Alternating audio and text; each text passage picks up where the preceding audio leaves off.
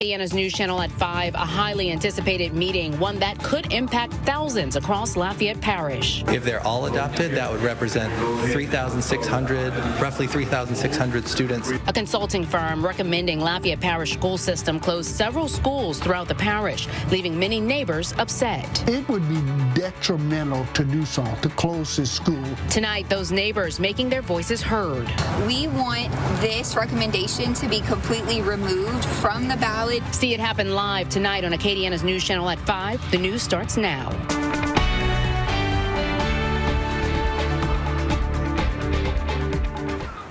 Good evening. I'm Jasmine Thibodeau. I'm here at the Lafayette Parish School System, where it is a packed house inside of this highly anticipated meeting. Now, the people were lined up outside of here just before the doors opened at 3:30. Now, this meeting started at 4 p.m., which is earlier than usual. Now, the school board is expected to review CSG's finalized recommendations for approval and hear from the public.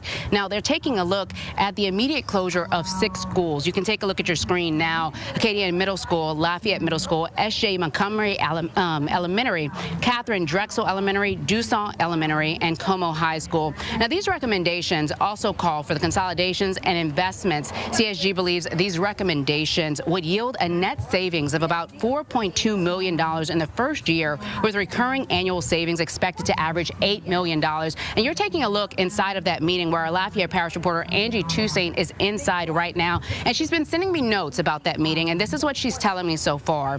The Lafayette Parish Association of Educators was the first to speak at the meeting, opposing limitation of public comments. Now, she tells me the board did approve making that change. Public opinion is no longer restricted to an hour per agenda item. And she tells me about 30 minutes ago, CSG began their final presentation at that meeting. Now, of course, she's going to continue giving us updates. And of course, there's been several meetings happening across the past few months to hear from CSG and listen to public comments. And so LPSS placed some stricter rules on this meeting just to make sure that everything is followed correctly. And our investigations team made sure to look into that to make sure that it's following public meeting laws.